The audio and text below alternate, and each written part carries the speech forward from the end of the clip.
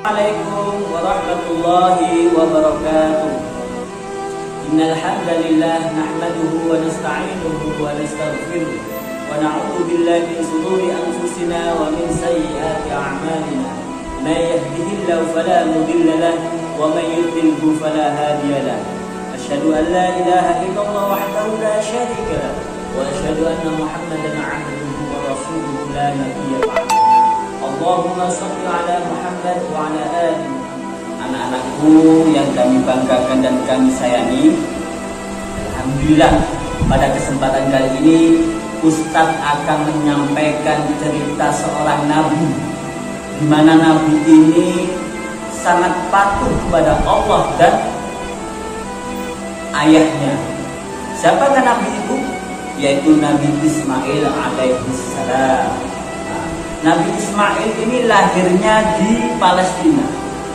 Pada waktu itu, waktu masih bayi, oleh Allah diperintahkan Nabi Ibrahim itu untuk pergi ke suatu lembah, di mana lembah ini gersang, tidak ada air, tandus, kering kerontang, sehingga tanda-tanda kehidupan ini tidak ada, anak-anakku sekalian.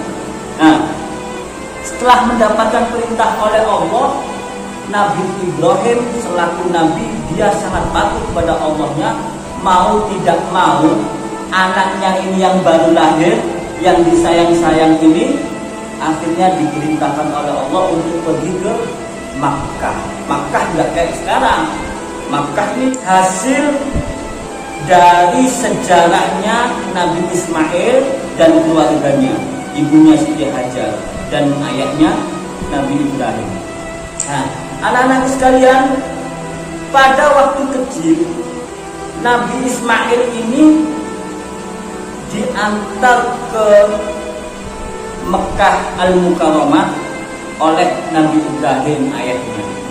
Ditinggal, di sana ditinggal, gak ada seorang pun, tanah tandus, air gak ada, semuanya tanda-tanda kehidupan ini gak ada semuanya. Akhirnya Siti Hajar tanya, wahai suamiku, wahai Nabi Ibrahim, apakah ini perintah Allah? Apakah ini perintah Allah?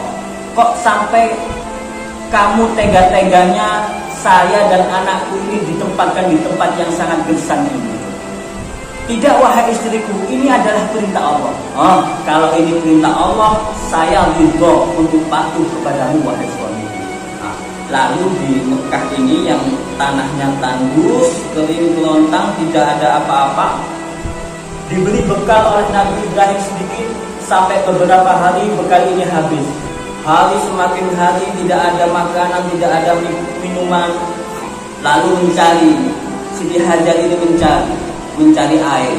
Dia datang ke Bukit Sofa. Dari Bukit Sofa dikiranya ada air, ternyata nggak ada air.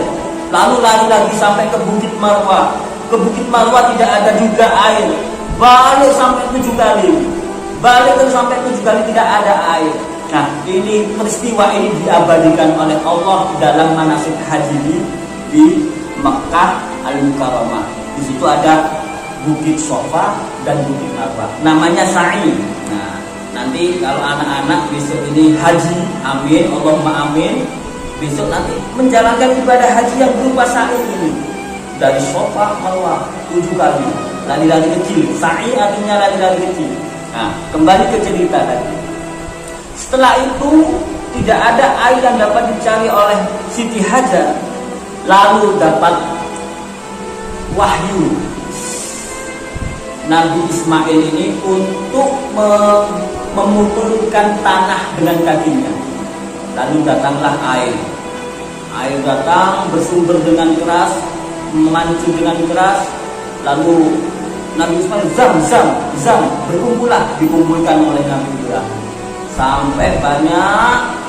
Karena dengan air zam-zam ini, kota Mekah menjadi kota tujuan para umat manusia, kota yang makmur. Didatangi semuanya manusia di seluruh dunia ini, datang semua ke Mekah untuk menunaikan ibadah haji. Pada waktu itu Nabi Ibrahim ini datang kepada istrinya istrinya Siti Hajar dan anaknya Nabi Ismail. Nah, kebetulan Nabi Ismail ini masih mau menjelang balik, dan ini diabadikan dalam Al-Quran.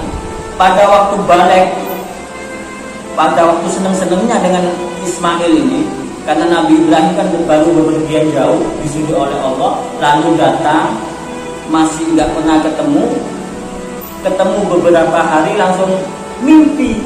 Nabi Ibrahim ini mimpi. Peristiwa ini diabadikan di Al-Quran. A'udzubillahi minasyaitonirrajim. فلما بلغ معه السعي قال يا بني إني أرى في المنام أني أذبحك فانظر ماذا ترى قال يا أبت افعل ما تؤمر ستجدني إن شاء الله من الصابرين. Ya bunaya, tadi malam saya ini mimpi. Mimpinya ini menyembelihmu. Fanzur madza tara ya bunaya. Fanzur madza tara. Bagaimana menurutmu Ismail? Lalu Ismail menjawab dengan hati yang sangat lapang, Ya abati, wahai ayahku, if'al ma tu'mar, kerjakan apa yang diperintahkan Allah kepadamu.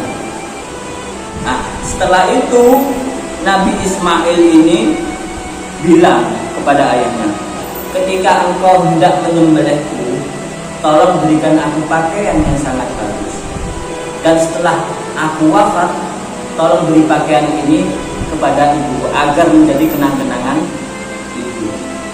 Ketika Nabi Ibrahim hendak menyembelih leher sang Ismail ini, tiba-tiba pisau ini tumpul.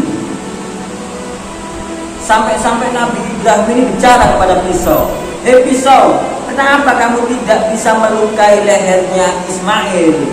Lalu pisau menjawab, "Bagaimana saya bisa menolak perintahnya Allah? Allah mintanya ini jangan sampai aku ini melukai lehernya Ismail."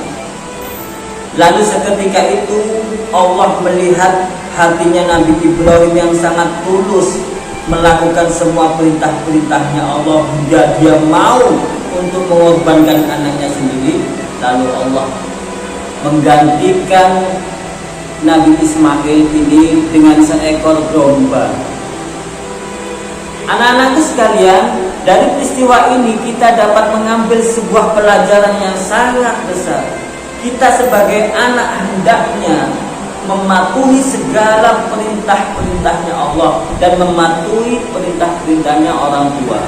Jangan sampai kita durhaka kepada kedua orang tua, karena ridho Allah itu bersama ridhonya orang tua, dan murkanya Allah bersama dengan murkanya orang tua. Seandainya kalian durhaka kepada kedua orang tua, maka Allah akan murka kepadamu.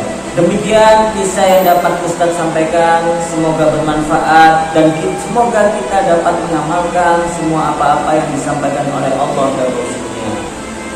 Akhirul kalam, wabillahi taufiq wal hidayah. Assalamualaikum warahmatullahi wabarakatuh.